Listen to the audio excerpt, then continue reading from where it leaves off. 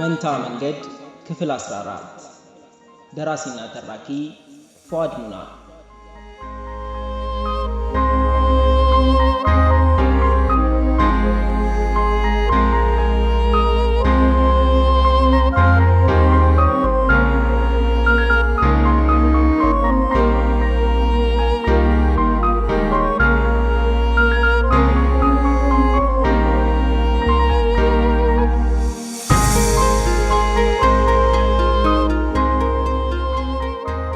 ራሴን ከአንድ ሰዓት ለሚበልጥ ጊዜ አላውቅም ነበር። አይኔን ስገልጥ ነጭ አምፖል ሰማያዊ ኮርኒስ ላይ ይታየኛል። ወዲያው ቀና ስል ከፊት ለፊቴ ሰይድና ቁርአን ሲቀራብኝ የነበረው ሰውዬ እየተመለከቱኝ ነበር። ቁርአን ሲቀራብኝ የነበረው ሰው ወዲያው ጌታዬን እንዳመሰግን አዘዘኝ። አመሰገንኩ። ወዲያው ወደ ጆሮዬ ተጠግቶ ለስግደት ጥሪ የሚደረገውን አዛን እያደረገ የማጅራቴን ደም ስሮች በጣቱ ነካካቸው። ሴቶች በጣም ይወዱህ ነበር አለኝ ኡስታዙ ሰይድ አጠገብ እየተቀመጠ። እንደዛ ነገር አልኩት። የአይን አበባ የምትባል ሴት ታውቃለህ አለኝ አይኔን እያየ። አዎ ዩኒቨርሲቲ ስማር የምጠቀምበት ምግብ ቤት አስተናጋጅ ናት አልኩት። ሰይድ በግርምት አንገቱን ነቀነቀ። ኡስታዙ እዛ ቤት በጣም ጠፍቶ የበላህበት ቀን ትዝ ይልሃል አለኝ። እንደ ድንገት አንድ ቀን የበዓል ስጦታ ብላ የአይን አበባ የሰጠችኝ ምግብ ትዝ አለኝ። እንደውም ብቻዬን ዶርም ነበር የበላሁት። ኡስታዙ ሌሎች ጥያቄዎችንም ጠይቆኝ ከመለስኩለት በኋላ ድግምቱ የተሰራብኝ በአይን አበባ እንደሆነ ነገረኝ። የአይን አበባ ወዳኝ እንደነበር ግን ልትፎካከራቸው በማትችላቸው ቆንጆ ሴቶች ተከብቤ የነበረ በመሆኑ ድግምት እንዳሰራችብኝ ራሴን በሳትኩበት ሰዓት ውስጥ የነበረው ጋኔን መናገሩን አረዱኝ።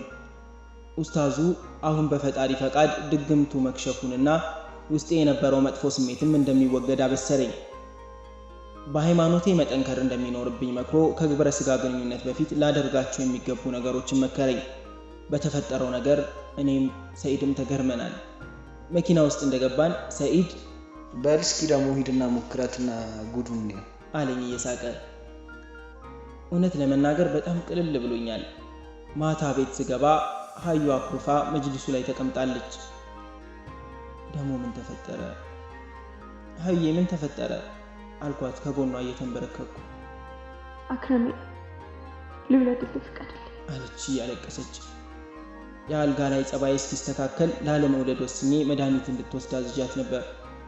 አይ ሀዩ ከዚህ የአልጋ ላይ ጸባይ ጋር ምንም ሳጠላኝ ልትወልድልኝ መጓጓቷ የፈጣሪ ስጦታ እንደሆነች እንዳስብ አደረገኝ። ፈገግ አልኩና አላህ ካለ ነገ ጠዋት መልሴ እነግርሻለሁ አልኳት።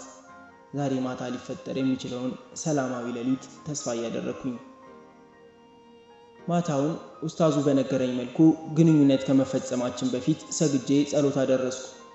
ከዛም የሀዩ ጭንቅላት ላይ መዳፌን አስቀምጬ ጌታዬን ለመንኩ። ውስጤ በእርጋታ ተሞልቷል። ሀዩን ሳምኳት። እጄ ጥፊ እንዳይቀድመው ፈርቻለሁ። እየተሳሳምን በስሜት ጠፋን። እጆቼ ሰውነቷ ላይ ተንሸራሸሩ። ልክ እንደ ሰው ተገናኘኋት። ሀዩ ፊቷ በርካታ ተሞልቶ እየሳቀች ጌታዬ እንደማያሳፍረኝ አለችኝ። የረጅም ጊዜ ጸሎቷ ይሄ ነበር መሰለኝ። ሁለታችንም መድገም ፈለግን። ኃይል አሰባስበን ደገምነው። እርካታ ጣራ ነካ። ማመን ከበደኝ። የምድርን ጣፋጩን ነገር በእርጋታ ማጣጣም ቻልኩኝ። ሀዩ ቅፌ ውስጥ ቀለጠች። ፍልቅልቅ እያለች አፈቅራለሁ አለችኝ። ጌታዬን አመስግኜ ሀዩን ቅፍ አድርጌ ተኛው።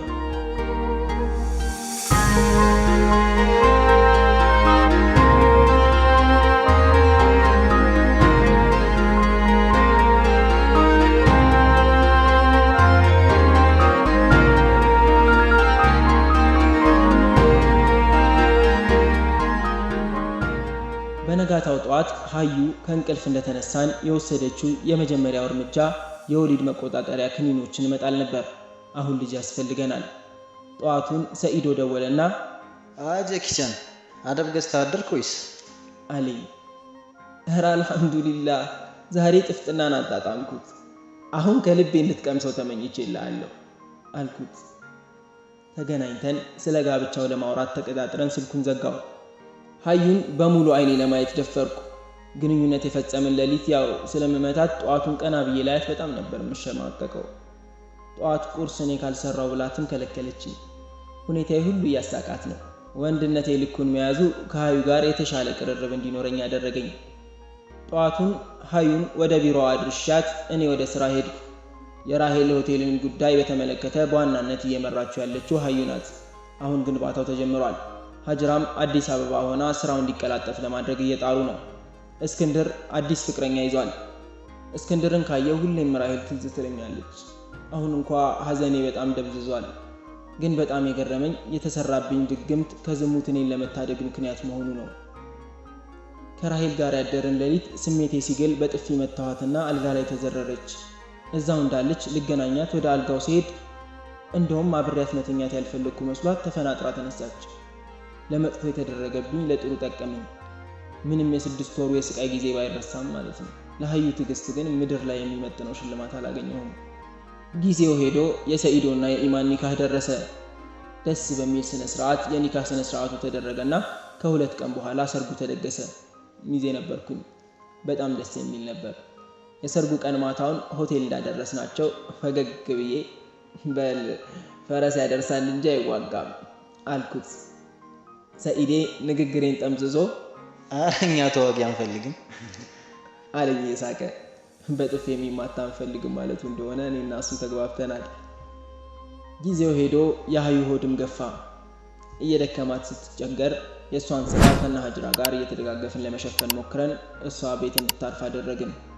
ሀዩዬ ስታረግዝ አንዳንድ የጸባይ መቀያየሮች ቢስተዋሉባትም እንደምንም ታግሼ ተንከባከብኳት። አንዳንዴ ለዓይኗ ሁሉ አስጠላታለሁ። አንዳንዴ ድብርት በጣም ይጫጫናታል። የእርግዝናው ጸባይ እንደሆነ ስለገባኝ ምንም ሳልበሳጭ የምትፈልገውን ሁሉ ለማቅረብ ሞከርኩ። ሀዩ 9ኛ ወሯን ከያዘች በኋላ ብዙም ከሀዩ ቤተሰቦች ቤት አልጠፋም ነበር። ቢሮ ወሳኝ የሆኑ ጉዳዮችን አስተካክዬ ወደ ሀዩ ወላጆች ቤት እመለሳለሁ። ከሀዩ ጋር ግንኙነት መፈጸም ካቆምን 2 ወር ሆነ። የእውነት አግኝቶ ማጣት ከባድ ነው። ወንድነቴ ሀዩን አምጣ ብሎ ሊገለኝ ምንም አልቀረውም። ገና ወልዳ ደግሞ የወሊድ ደም እስከሚቆም ግንኙነት እንደማንፈጽም ሳስበው ሰቀጨጠኝ። የሀዩ ገላ ናፍቆኛል። የሀዩ ጽንስ በጣም ስለገፋ ወደ ቤተሰቦቿ ቤት ሄዳ እናቷ በጣም የተንከባከቧት ነው። ጁማ ጠዋት ላይ መግፊራ ደወለችልኝ። እሺ ጨዋክስ አልኩ ስልኩን አንስቼ። እጭ አባት ሚስቶ ያማጥሽ ነው ኢትዮጵያዊ ሆስፒታል እየሄድን ስለሆነ ቢመጡ አለችኝ። መግፊ ቀልዷና ምሯ አይለይም። መግፊ እስኪ ወላሂ አልኳት። ወዲያው ስልኩን ወደ ሀዩ አስጠግታ ስታመጣ አሰማችኝ። መኪና እንደዚህ በፍጥነት መንዳት ትችል ነበር እንዴ? በ20 ደቂቃ ውስጥ ሆስፒታል ደረስኩ። መግፊራ ጋር ደውዬ ወጥታ ይዛኝ ገባች። ሀዩ የማዋለጃ ክፍል ውስጥ ናት። መግባት እንደማልችል ተነግሮኝ በር ላይ ከነ መግፊር ጋር ተቀመጥኩ። ደስ የሚለው አዋላጆቹ ሴቶች ናቸው። ወንድ የሚስትህን ብልት እየነካካ ሲያዋልዳት በጣም ይቀፋል። በተቻለው መጠን ሴቶች ስራውን በፍጥነት ሊቆጣጠሩት ይገባል። የሀዩ የስቃይ ድምፅ አልፎ አልፎ ይሰማኛል። ሀዩ ስትሰቃይ እኔን አመመኝ። ለሰኢዶ መንገድ ላይ ያለው ደውዬ ነግሬው ስለነበር ደርሶ ከኛ ጋር ተቀምጧል። የሀዩ እያንዳንዷ ጩኸት በጣም አመመኝ። ከዓይኔም ባፈሰሰ። እረ በጸጋ ይለቀስም አላህን ፍራ አሉኝ የሀዩ እናት። ሰኢዶ ከክፍሉ ራቅ ብሎ ወዳለ መቀመጫ ወሰደኝ። ሰኢድ እያየኝ ይስቃል። ልጅም አባትም ማልቀሳችሁ እንዴት ይሆናል አለኝ እየሳቀ። ንግግሩ እያሳቀኝ እሱን ኢማን ስትወልድልህ ትቀምሰዋለህ አልኩት። ወዲያው የማዋለጃው ክፍል በር ሲከፈት አየን። ከተቀመጥንበት ተነሳን። ከክፍሉ አንድ ውሃ ሰማያዊ የሕክምና ልብስ የለበሰች ሴት ወጥታ እነ መግፊራን ማናገር ጀመረች።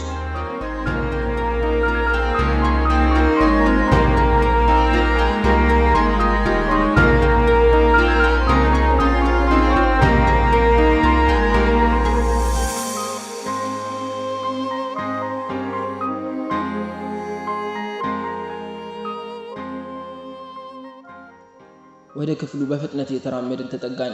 የህፃን ልጅ ለቅሶ ይሰማል። የነ መግፊራ ፊት ላይ ደስታ ይነበባል።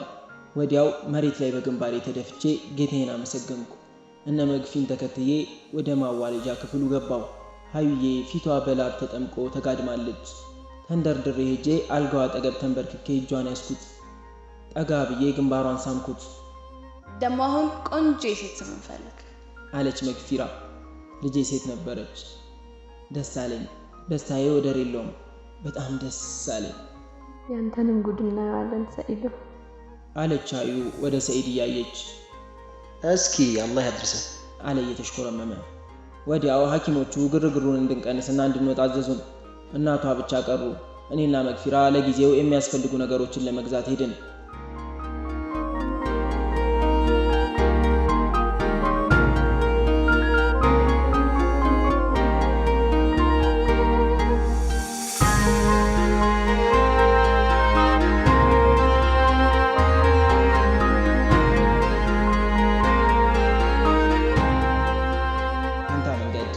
ክፍል 14 በዚሁ ተጠናቀቀ። ክፍል 15 ይቀጥላል። ደራሲና ተራኪ ፉአድ ሙና።